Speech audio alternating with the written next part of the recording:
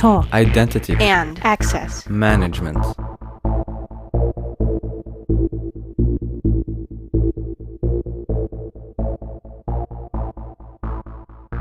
Welcome to the Identity at the Center podcast. I'm Jeff, and that's Jim. Hey, Jim.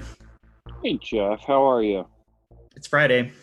It's Friday, and it's the beginning of summer or the end of spring, or however you want to look at it. Yeah, something. Memorial Day's Monday, so we've got a little bit of a break, nice long weekend where it seems like every day is kind of weird at this point, but I'll roll with it. Every day is a new flavor of weird. Yes, it is. How's your health been, Jeff? Have you been sneezing or coughing on people? No more than usual, so I think we're good so far. How about yourself? No, I've been good, and the really weird thing is, like, for this whole pandemic thing to hit during allergy season, I finally have gotten to the point where I'm on like 2 prescription allergy medications plus I use Flonase. I'm well pharmaceuticalized in terms of allergy meds. So I don't really show symptoms like I used to. I used to be the type that my nose was running the whole time. I was coughing, sneezing the entire spring and a lot of the fall. So I got to imagine a lot of people out there are doing the same thing, but just, doing it right now it's not a welcome sight. Yeah. Well, you remember we were in Washington, D.C. back in, it seems like forever ago. I think it was February or maybe it was April. I'm not sure. And we were visiting a client, and this was kind of right when the whole COVID thing was really kind of starting to get some traction in the US. And, I felt we were there for, I think, 3 or 4 days, and I felt fine the first day. And then whatever happened, I just had bad allergies the second day or whatever it was. And, I was like, this is allergies. It's not COVID. At least I was pretty sure it was, because it just kind of came up out of nowhere. And then, took some Benadryl, and I felt a lot better the next day. But yeah, trying to explain that to a new client. We were happy to let you sit at the end of the table by yourself. Yeah, I offer as like, hey, if you guys want me to go back to the hotel room and work, I'm totally cool with that. I get it. That's kind of beyond the control, but it definitely was allergies, and just like you said, bad timing to have allergies, Right. because everyone's going to give you the look, right? Once you start coughing and sneezing, no matter where you're at. Well, yeah, when I didn't have my allergies under control, I would sometimes have to pop a Benadryl or a Mucinex DM or whatever I could get my hands on, as powerful as I possibly could. Some days I'd show up for those meetings and just be, such a fog. And so finally now I've gotten my medication down pat, and it doesn't affect my ability to stay focused and things like that. But it can be an issue. Yeah, I can certainly understand and empathize. I know we're going to talk a little bit about our main topic here in a little bit, which is the Verizon data breach investigations report that they just. I know you learned a new word off of it. Do you want to share with our friends out there what it is? Pantechnicon. Oh yeah, I think I'm saying that right. Yeah. And yeah, basically, well, you tell the definition. I'll tell you how I found it out. It is a large van for transporting furniture, and I had to look it up because I had no idea what that was. Yeah, that's one thing about the DBIR, the Data Breach Investigations Report, is that I think you pointed this out correctly. Maybe it was written by some folks in the UK, so it's definitely clear English, but there are a few words that you have to, highlight and paste into Google, and Pantechnicon was one. And even after I saw the definition, I was like, okay, I think the idea was it's a big bucket or a big thing that you can stuff a bunch of other things into, because the context it was used was with regard to a bucket for types of breaches, which was the everything else pattern. And you're like, okay. And the funny thing was, like, everything else was like going into the top 3 types of breaches that some organizations were experiencing. But the sentence goes, while the everything else pattern is a Pantechnicon, stuff with bits and bobs that do not fit anywhere else, ... So I was like, oh, wow, that was That was one I had to look up. So Yeah. you learn something new every day. Yeah. So if you take nothing away except for that from the data breach report, I think you're going to be in shape. And the bits and bobs, that's the phrase. It's like, okay, that seems a little bit of British to me. So maybe that section was written someone with that background. I'm not sure. Yeah, in a previous experience I had working with my company's international office in Dublin, they had a lot of people from England, and they held a fortnightly status meeting. And I remember that was the first time I ever heard the term Fortnite.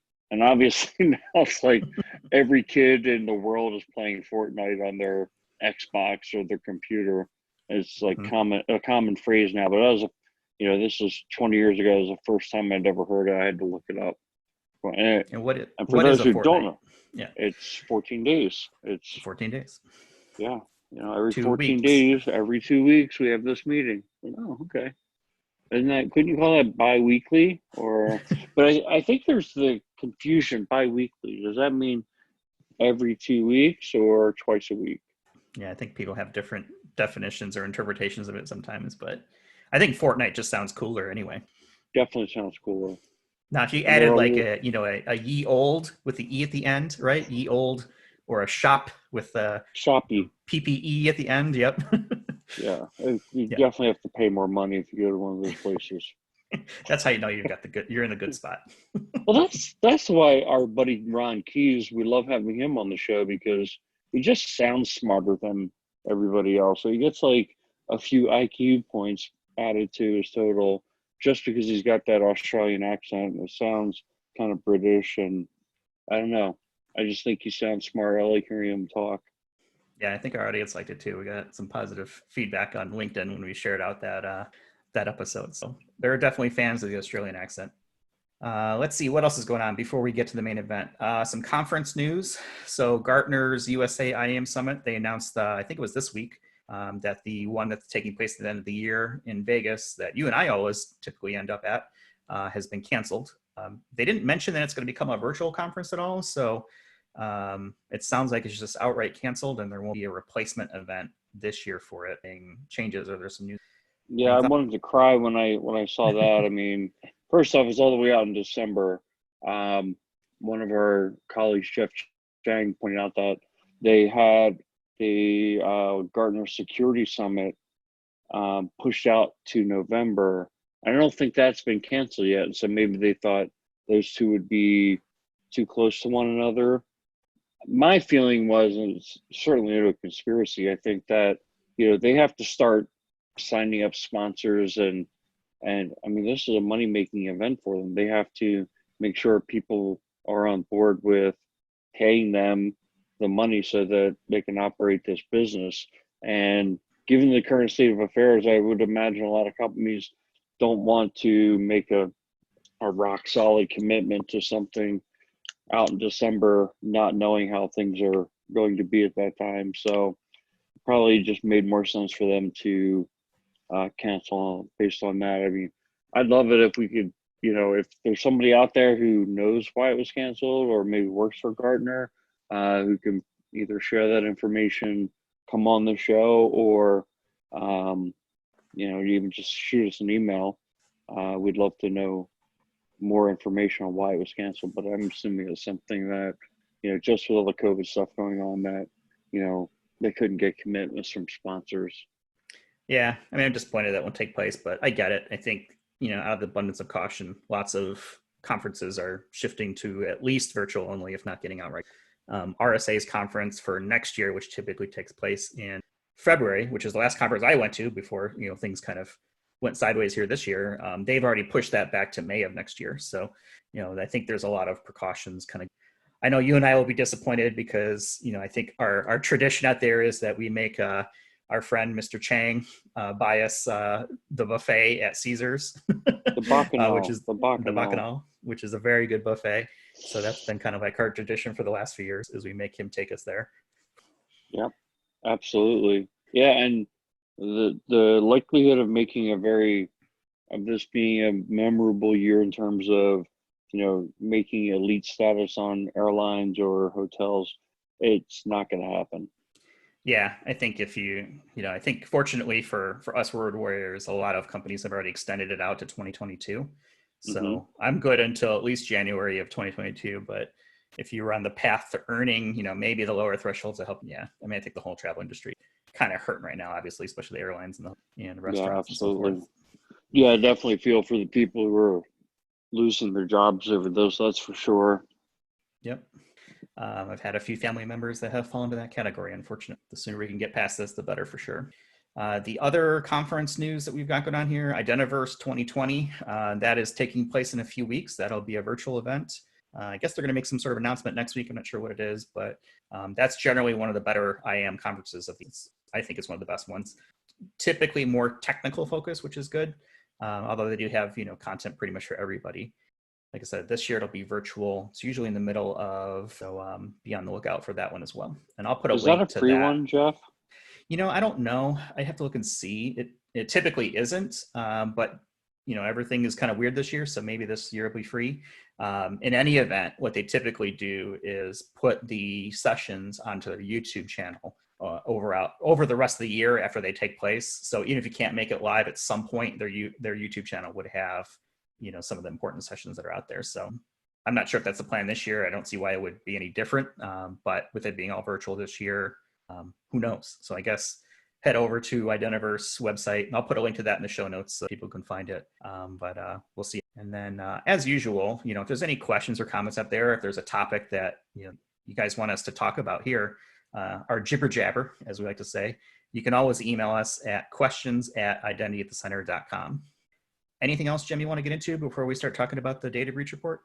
Yeah, I mean, just to tag on to that, I mean, questions are definitely, great for us to, things for us to talk about. But if people want to share their stories on how they're, dealing with the pandemic in their own work environments, how it's affecting their IAM team in any way, cutting budgets or, new opportunities or new challenges, either, write up an email. So it's kind of a story we could share, or if it's something you'd want to just come on the show and talk about. I mean, you guys know we're open to having guests on the show, and it might be fun. Might be fun Yeah, for you. it might be. Might uh, be. right. Can't guarantee it, but it should be okay. All right, let's get into the 2020 Verizon data breach investigations report, which is quite the mouthful. I It's will have a link to this as Technicon. well. The Pentechnicon, right? I'll have a link to the report in the show notes. You can find those, wherever your podcast service has them, and are also at identityatthecenter.com. As far as the numbers go, 81 organizations, 81 countries, so it covers the globe. They looked at over 150,000 incidents. 32,000 of those met their quality standards to be counted as an incident. And of those 32,000, 4,000 or almost 4,000 were confirmed data breaches. So if you do the math on that, if you got 4,000 data breaches in 2019, that is almost 11 breaches a day, every day of 2019 around the world, which is just an insane number of breaches. And that's not even Exactly. incidents, right? That's confirmed breaches. So I think it's important before we get too far here and we start talking numbers is to define what an incident is. And an incident it's a security event that compromises CIA. So confidentiality, integrity, or availability of an asset. Whereas a breach takes it a step further and it's a result in a confirmed disclosure, not just the potential exposure of data to an authorized party. So that's the difference between an incident and a breach, and that's something that you'll want to keep in mind as we're talking here.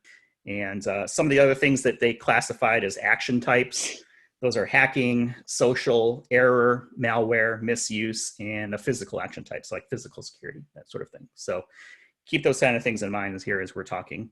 And let's just kind of jump right into it. Jim, what do you want to start with? Let's start with the types of breaches. So 37% of breaches were the use of stolen or came as a result of stolen or used credentials. So that number kind of struck me as low, but as I went through the report, I realized there were other areas that kind of lean on that same process, same what I would call logging in, Hmm. that make the number much higher. So I think some of it is in the wording of the classification of the data.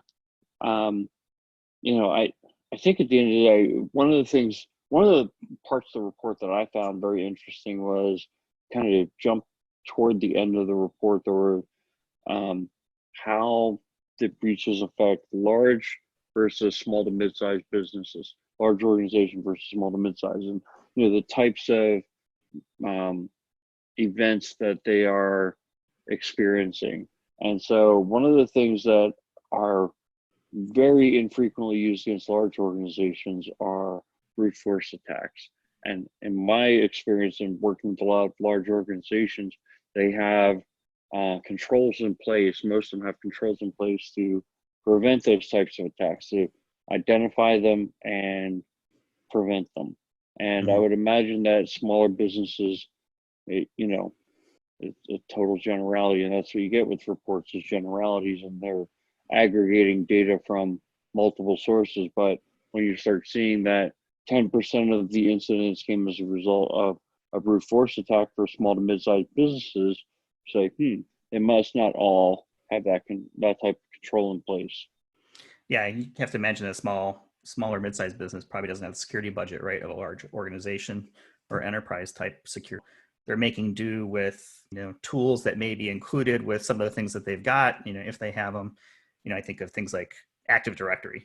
How many small businesses actually have an Active Directory, right? They may be using some sort of G Suite or maybe just Office 365. They don't have an on-prem anything like that. So, yeah, I Yeah, mean, I think it's interesting because I see a lot of issues at small businesses that are kind of like no brainers, right? For people who are experiencing IAMs, like, yeah, why are you doing that? It doesn't make any sense, right? You shouldn't be doing that. And the reality is, it's very hit or miss as far as the security knowledge level at the organization. If you're a mom and pop shop and you make hot dogs and fries for people, really probably the only thing you care about is your payment card information because you have to, and you probably either outsourcing it or having some sort of turnkey service that takes care of it for you. right. So you may not necessarily be concerned on the security side, whereas maybe your Wi-Fi is open, and maybe your open Wi-Fi in your cafe leads to an office computer. Not saying that I didn't have this happen 20 years ago, as I was sitting in a cafe and was able to access someone's office PC and look at receipts. And then when you inform the manager, say, hey, you should probably lock that down, they say, oh no, it's already secure. And then you show them on the computer that no, it's not. Yeah. Not saying that ever took place. I'm just highlighting that as a potential example of what you might get in a There's smaller the guy who goes to the business. Black Hat conference every year, people. Yeah, well, I'm definitely not a hacker in quotation marks, but back 20 years ago, people had common names for routers and passwords, and didn't know anything about changing that kind of stuff, and some still don't, but um, Right. you never know you're gonna get out there, so you have to be careful about the security of these. It's interesting how often if you use a MacBook, when you enter a public Wi-Fi, it'll say, you know, MacBook Mm-hmm. MacBook One. That name's already taken on the network. We're gonna temporarily change the name of this computer to MacBook Two, and you're like, how in the world did that happen? Unless you look behind the scenes, there's all kinds of broadcasting going on, and certain ports could be open. You know, just I feel like there's a false sense of security when using those public Wi-Fi's. But one point I wanted to make was just, in the report, they talk about these small to mid-sized businesses being 1,000 employees or less, and a large being 1,000 employees or more. I think that's a pretty good classification, but we within the 1,000, that's still a pretty big range. A small Yeah. company of 15, 20 people is not going to have an Active Directory, or more than likely is not going to have an active. They're going to use pretty basic, down to the gristle type. Or imagine if you have a couple hundred employees, but only a couple dozen of them have computers. A totally different scenario than if you have 1,000 information workers, or 500, 600, 700 information workers. You have a totally different type of IT environment. Yeah. Did they define what small business would be compared to medium? I know 1,000 was kind of like the break point, but where does It small come didn't. in? They just bucketed for the purposes of the survey. They just bucketed them as small or SMB, and that Hmm. was 1,000 or fewer. Gotcha. Okay. So, but one of the main points that they're driving home in the report is that the types of events that small and large organizations are experiencing are growing a lot more alike than they were in 2013, the last time they talked about this, 7 years ago, 6, 7 years ago, where all organizations are moving more toward as a service type delivery models for their applications and their IT footprint. Both large and small are moving toward that, so they're starting to experience the same types of incidents and having the same type of IT portfolio. So what I think you have in large businesses is also you have a lot of legacy infrastructure, and then you layer on top of that a lot of security tools. So it generally becomes more complex. But Salesforce or Workday, those types of as a service delivery models are used by small and large organizations. So Hmm. some of the threats are and the protections are the same regardless of whether you're small or large. Yeah, I imagine phishing is probably a very common thing that happens across the board, no matter who. Yeah, I mean, phishing definitely ranks as one of the highest, but interestingly, what jumped off the page to me was spyware or malware. Basically, malware as a category was like, by far the biggest threat, and you got to think, okay, and that's why I think what you're, this is not an IAM report. This is security incident report. And Hmm. so when you see that number at 37% where it's credential based, that's because a lot of the incidents are happening via malware. Those are things that are being sent to people in email. They're clicking and opening files, and they infect the network. And that's small and large organizations. I would say in small organizations, kind of the way it looks to me is these are bigger types of threats of the malware than kind of the hacking type of threats, which are more the uh, hacking and phishing, or they call social. So Hmm. phishing had its own classification for social threat, and social meaning social engineering. Yeah, I think that's an important piece of information to put this in context, right? The report is not IAM specific. It is security as a whole. But even when you consider that, if you say 37% of all of the incidents, had to do with breaches that used credentials, whether they were stolen or misused or whatever it may be, that's a huge number from a percentage standpoint, considering all the different options that could be out there between social, malware, ransomware, different things like that, or even just errors, right, that people have because that's misconfiguration was another big item. And a lot of times it's not just one thing that leads to an incident or a breach, it's a combination of things.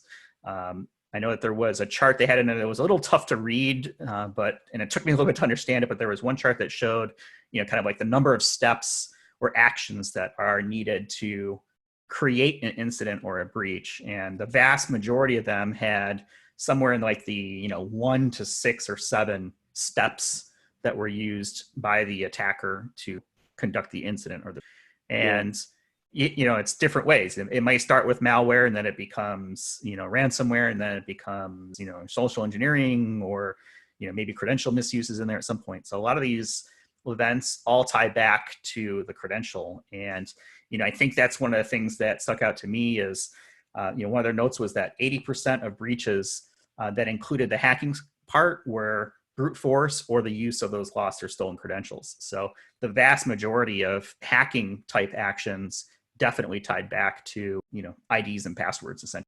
right.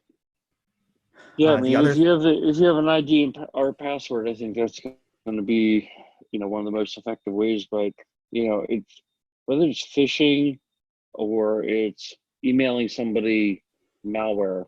The same kind of, it's interesting because we had a conversation last week about a different report, and just kind of identifying user education as it could have prevented a breach from taking place.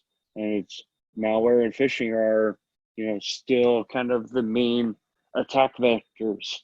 Sending somebody an email and getting them to either, tricking them, tricking them to go out to a website and type in their creds, or tricking them to open a file. It's like, hey, this is an Excel spreadsheet of the of salaries or something. They launch it. It's not really a spreadsheet. It just goes off and starts infecting the network with bad stuff.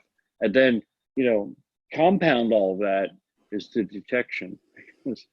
Hopefully the person opens that file and then calls somebody and says, you know what, I just opened a file. I think bad things happen. One, they might not know, or number two, they might be too embarrassed and hope that they closed it in time. Right. Pulled the Or at plug on least their computer. pulled the network cable. Yeah, exactly. Got off the Wi-Fi or something. Right. There's death, taxes, compromised passwords, and phishing are all the constants in life, I think, that are out there.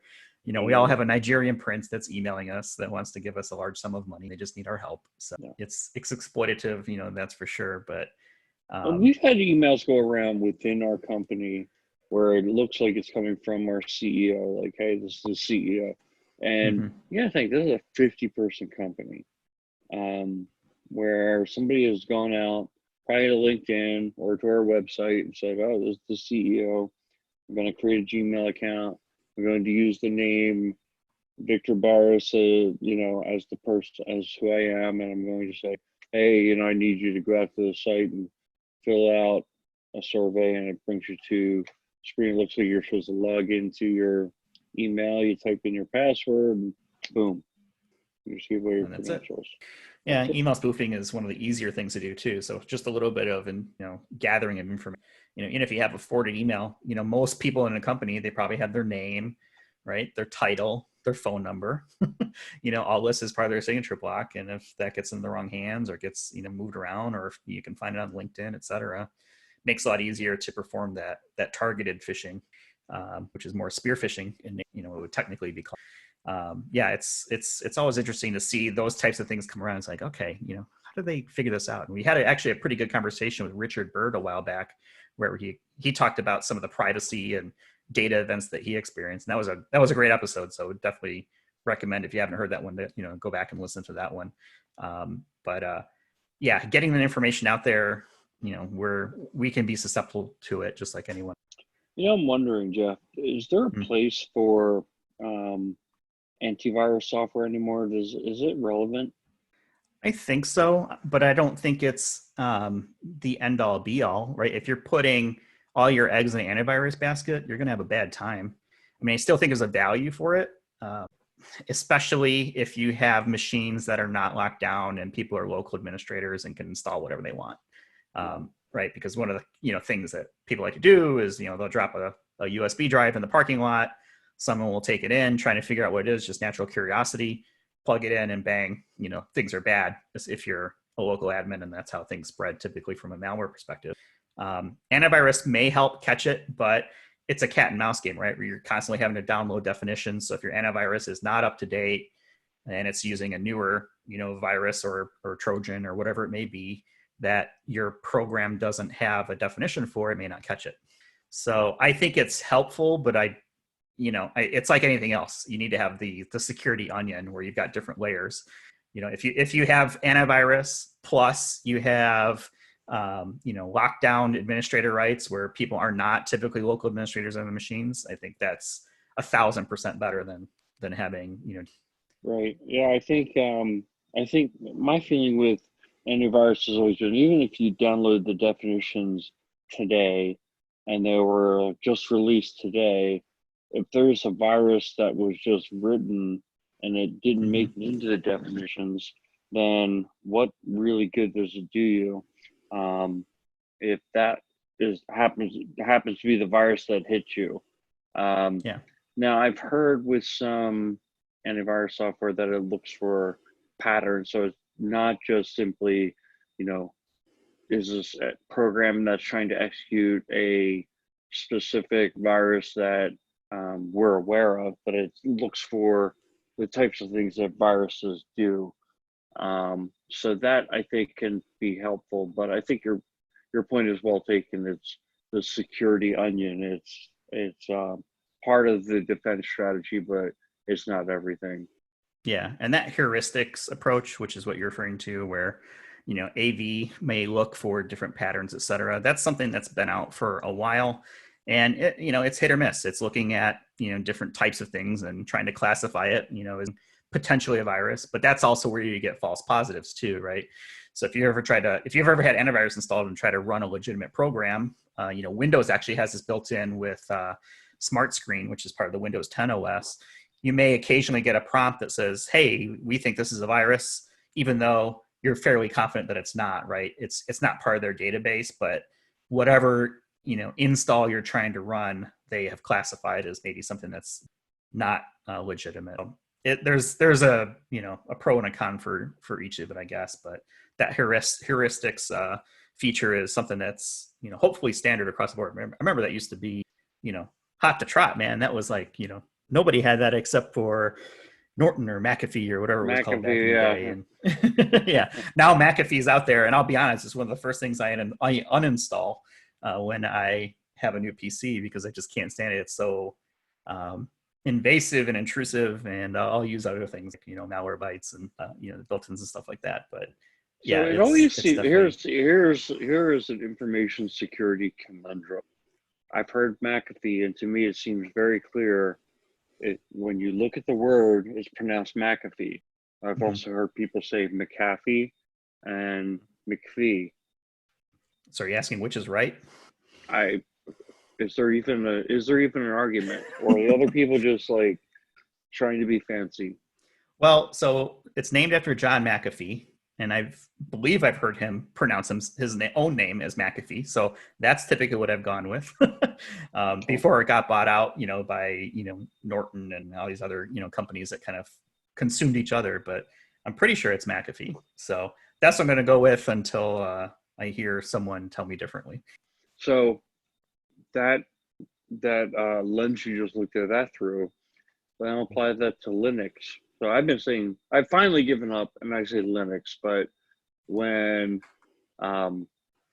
when the operating system first started getting notoriety, I called it Linux, or Linux, because it was invented by Linus Torvalds, and Linus is what it was named after. So I figured Linux, and I heard some other people who were really into it call it that, but I think everybody's given up because the whole world calls it Linux, and I think there's a lot of sometimes confusion between Linux and Unix, and then it becomes just Nix, right, with a star in the front. Star Nix. So yeah, so I use Linux, Unix, and Nix all kind of interchangeably. It's probably not technically right, but that's just the way that I roll.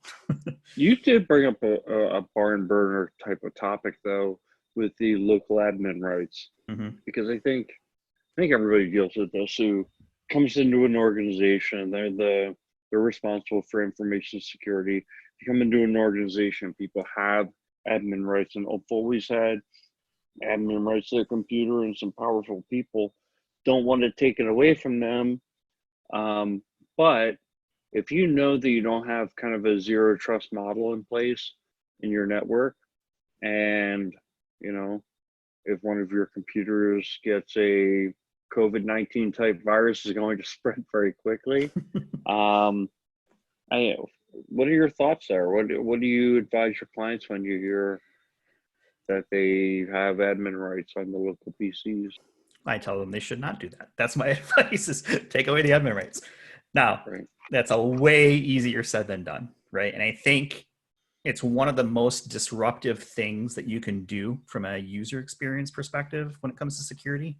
So you have to be very careful about how you execute against it. I think it's a lot easier if you can be ahead of the curve when you're a smaller company, right? And there's less people involved. to be able to get away with that and just make that the default security stance, that you're not, people are generally not local admins. They typically shouldn't need it, and let someone with elevated permissions kind of help. I've gone through a couple of big organizations where that got rolled out, and the most recent one was a complete secret to the enterprise. It was a security project. It was a need to know basis, because what you don't want to do is say, hey, we're going to take everyone's admin rights next Tuesday. So that becomes, oh my gosh, I need to go out and install all the things that I can before Tuesday. We're going to take it away. So you flip the switch, and all of a sudden you're running like a group policy, or maybe you've got a security application that you've purchased to help with this, the admin rights, and then all of a sudden it becomes a huge strain on the users. The service staff starts getting calls, so they need to be trained. So I feel it's one of the most disruptive things from an end user experience if it's not managed appropriately. It's going to be disruptive no matter what. How bad of a situation is going to be totally is dependent on communication plan, training strategy, training processes, and how you plan on supporting it going forward. Because you're absolutely right. You're going to have people who expected to have it no longer have it. Executives expect to have it, even though they're probably the most targeted, most sensitive of users, that you probably shouldn't have it. So it's definitely something to take a look at and make sure that you're managing it, effectively from a process standpoint. Yeah, you brought up a lot of great points there. I think one of the things as an information security leader, you have to get comfortable in discussing risk. And Mm-hmm. the organization, the leadership of the organization is going to have to make decisions on which risks to do something to mitigate, which risks to accept. And Right. I generally find that, giving people administrative rights to their computer is not going to be a risk worth accepting in most cases. I also think it doesn't have to be a black and white policy that applies to every single person. So if you had 95% of the computers without admin rights, that significantly reduces the risk. Those 95 computers aren't likely to fall prey to the same kind of misuse. Now, I'm not saying that's ideal, right? I don't want people to come away and say, Jim said we should shoot for 95%. I think 100% is what you should shoot for, or say 99%. But better is should not, it's like a quality management term that, or phrase that goes something like, perfection should not be the enemy of better. Right. In other words, if you can get better, then you should get better. The other thing that you mentioned there is a couple of things I thought were spot on. Was like, you don't need to make a big pronouncement that you're taking people's rights away. And number two is you don't have to roll it out to the entire company at the same time, because more than likely the service desk is going to see an increase in the number of calls that they're going to get, because if you implement it and you don't implement it perfectly, you might have some unintended consequences. Plus the intended consequences, somebody goes and they want to install like a Adobe Acrobat, creator application they downloaded off of a freeware site, and now won't install. So they're gonna have to open up a ticket with the help desk, right? But that's kind of what you wanted to happen, because you don't want people downloading free software and installing it on their corporate device most of the time, unless it's been approved. So that creates a whole extra process, but you might roll out the policy and now people can't open up an Excel spreadsheet that has a macro embedded in it that they use for their work every day, and you didn't realize that was going to happen. So you don't want to push it out to, thousands of people overnight. You want to try and roll it out over time. So I think those are just some different things to take into account. But I do think, at the core of it, as an information security leader, you have to get comfortable talking about risk and getting your leadership to understand that they need to make conscious decisions about which risks to accept and which risks to invest to mitigate. Yeah, and I think that's why relationship building is so important for security leaders at all levels, but especially typically like CISOs and things like that, is position yourself as a consultant and as an advisor were with their best interest at heart, right? Not just be the no guy, or Right. girl, and find ways to, partner with them and help them understand the risks. And at the end of the day, the business is typically going to make the decision of whether they're going to accept that risk or not. And there's a lot of different ways that it can roll out, in the case of local admin rights. And there is no best practice, I don't think. I think every organization is sufficiently different in that there needs to be some discussion around how do we want to get this out there, if that's a path that the organization decides to take. Do you roll it out piecemeal? Do you do big bang? Do you target certain departments maybe that are risky first? So these are all things that have to be taken into consideration as part of that plan. Absolutely. There was another number that I thought was pretty interesting, because it talked about where 81% of breaches in this report were discovered in days or less, which I thought was pretty good, actually. And that seems like that's been an improvement where organizations are detecting things faster. I know that there were some previous reports where I think, it was like 3 months or 6 months before, sometimes breaches were discovered, and, that leads to loss, et cetera. But it seems to me like the trend in the report here is that companies are getting better at identifying breaches quicker. Yeah, it's a data point. I feel like this is optimistic. I don't know. I mean, sometimes you see numbers and they just don't match up with your experience. And this is one of those areas for me. I'm not going to say this is wrong, but I'd like to see some more data in future reports kind of confirming this. Mm-hmm.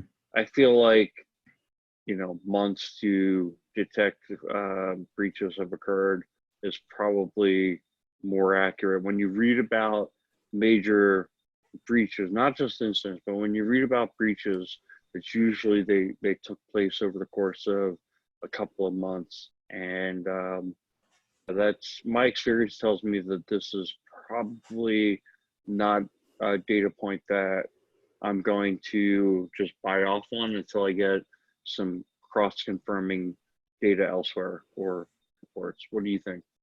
Yeah, I think part of it is the experience that we get is we're typically seeing less mature organizations, so I wouldn't expect them to be as on the ball with catching stuff when it comes to at least identity related type of breach triggers, those sorts of things, or indicators.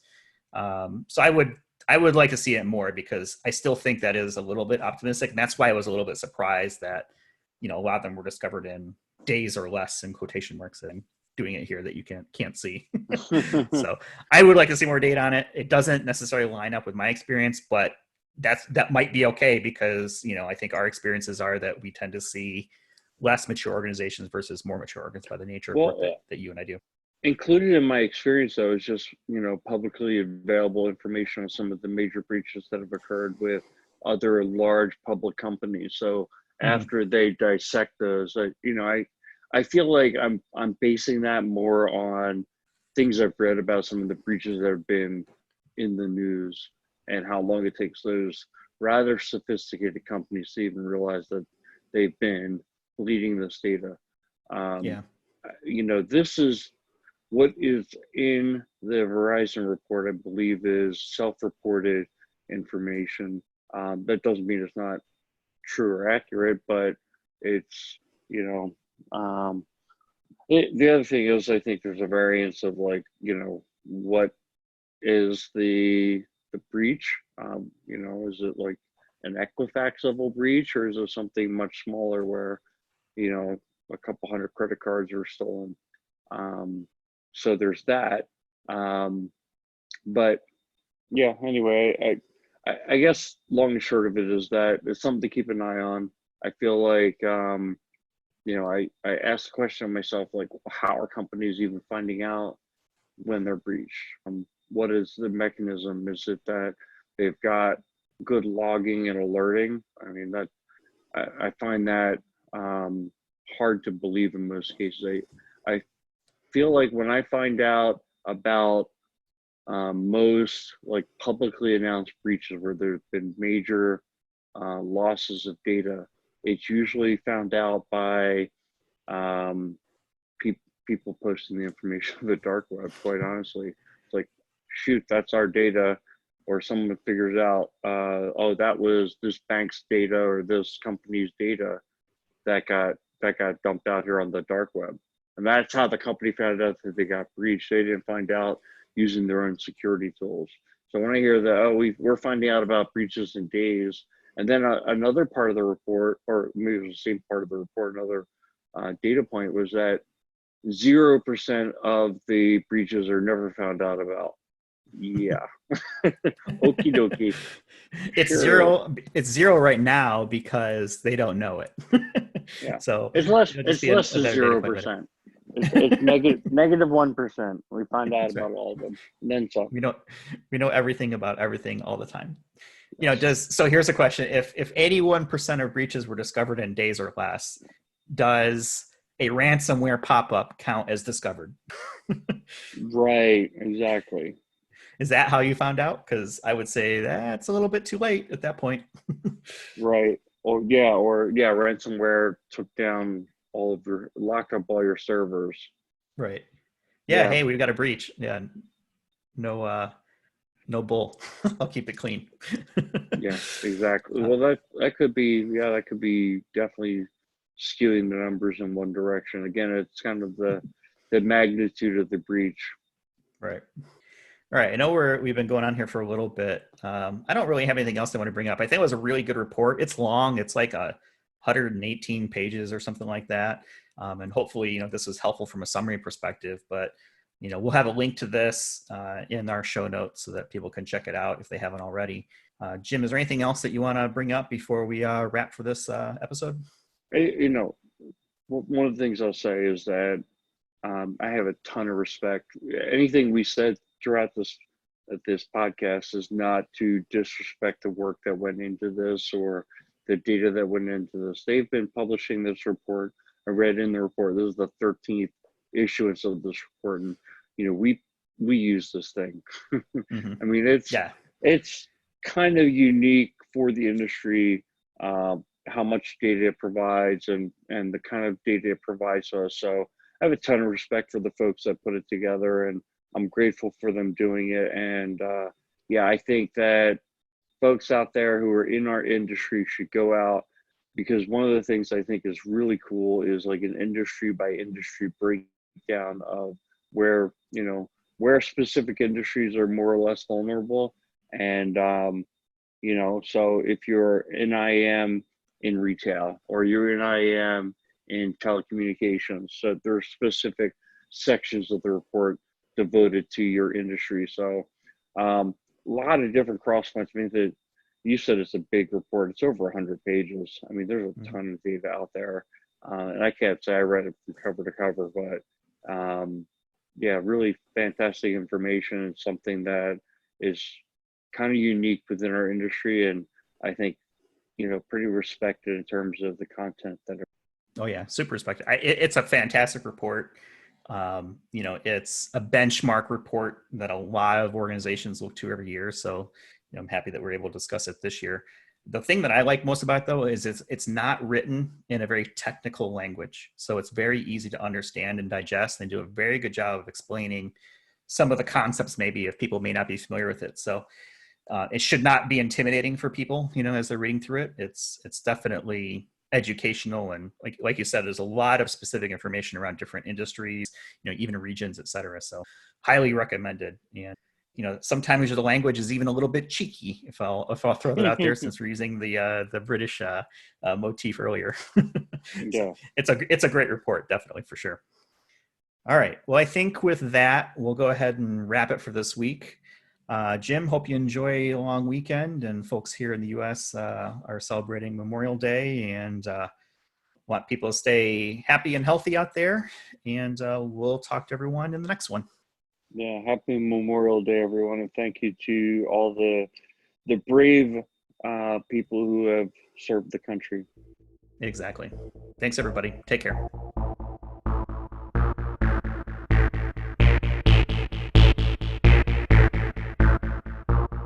You've been listening to the Identity at the Center podcast.